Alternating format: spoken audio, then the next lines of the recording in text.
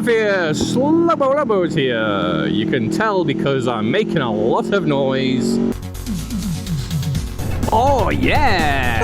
Okay. Don't look at the crack of my arse.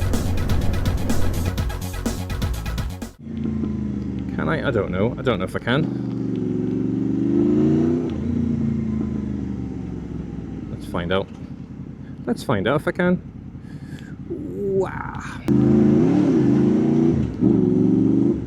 Oh, for fuck's sake.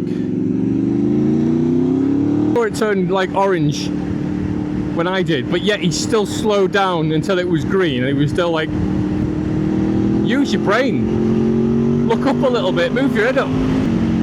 Use the Slowbo Lobo raise your chin technique to see the road a little bit further ahead. Whoa, wait a minute, mate. Materoo. I had to, didn't I? I had to, it's the law. It was requested. I'm not a fan of bouncing it off the rev limiter. Fair. Only inline fours sound good when you bounce them off the rev limiter. So you get that accurate description.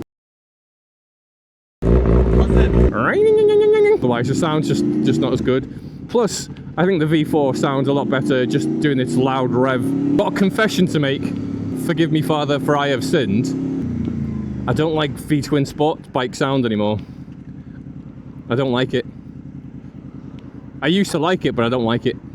It just lacks a bit of balls. I don't know why. Watching some reviews of the like the SV1000, the Suzuki SV1000, and its predecessor. For some reason, I keep thinking TLDR, but that's too long didn't read. So I don't know whatever the name of the bike is. Sort of that came before the SV1000. The way it looks, I love the way the SV650 looks. That's, you know, the second gen, the best gen, the one that looks like a bit pointy. I don't like the roundy one. Don't like the roundy. Get away with your roundness. But listening to the like the ride, when I was like, there's something I just couldn't quite put my finger on, but I didn't like it. So I've been literally just going through YouTube, listening to SV1000 exhausts, and not one of them has made me think, oh yeah. Now sometimes you'll go, oh, what's this bike sound like? And then they'll rev it and you're like, oh, give me some. That feeling was completely bereft. I was bereft of that feeling even. I think it's been relegated to parallel twins with me for me.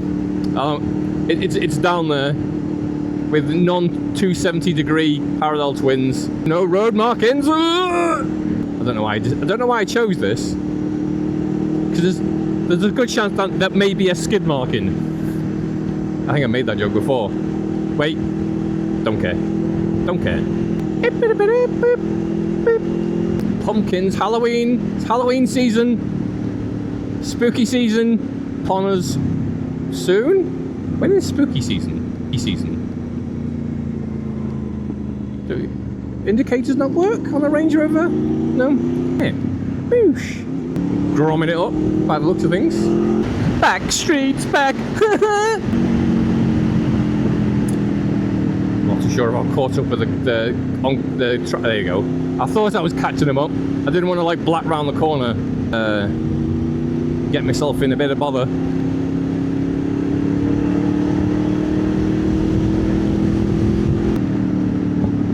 Yeah, spooky season's October, innit? Spooky season, then you got bonfire in November, and as bonfire night's done with, the shelves are immediately packed with Christmas stuff, if not before.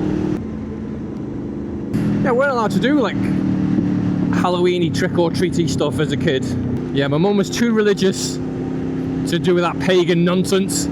You'll do Bob for apples though in the house. Oh, in the wash basin, get a plastic tub in the living room, and we all get wet faces and an apple. Oh, the joys.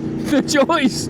Here's the thing, right? In Liverpool, even as a kid, it was like the night before Halloween, like it was called like we used to call it like Mischief night.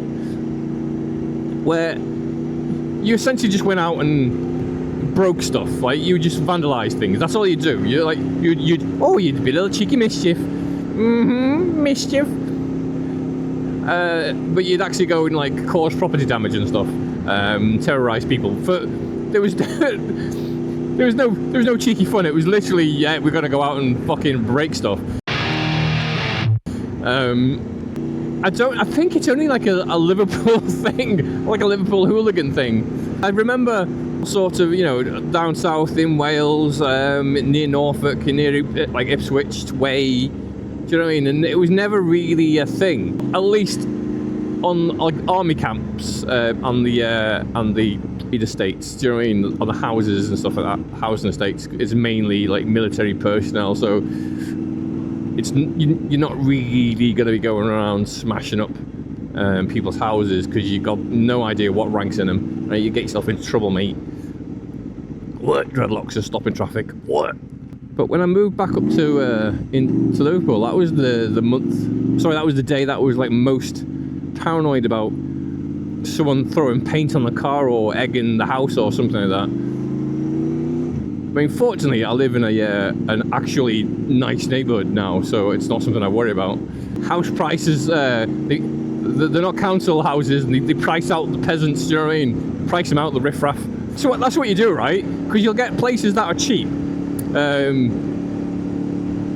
Like a restaurant, which is like a cheap restaurant, but you go there because the food's nice and it's cheap.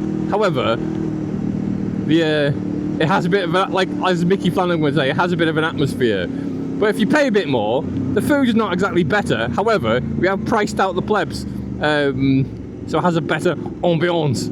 I've worked out what an ambiance is. It's a night out without poor people. That's essentially what's happened with the where I live. Priced out the riffraff, although there's a potential bit of argy-bargy in the mix, because at the moment the driveway is taken up by the van and my bikes. So when my wife can't get on, because I put the vans on axle stands, because I need to get underneath to give it a clean. So she's been parking in front of the house, which is fine. But someone parked in front of parked there, so she couldn't park outside the house. So she literally drove forward outside our neighbour's house to our left. Right, not blocking his drive, just legally parked in the road. He called her up, asking her whether she would want to move his, like if she could move the car. And it's like, well, I don't park in front of your house. And my wife's like, so? What do you mean? He wouldn't complain if he did, because the person that usually parks outside our house is our neighbour to the right. And at no point do we go, what are you doing? You can't do that. You can't legally park in front of our house. We've got no claim, since our boundary clearly ends at the end of the garden. So she's essentially refused. She's sort of like, yeah, I'll do it when I get a chance, and then she's not going to do it at all until tomorrow or something, when she has to go out anyway.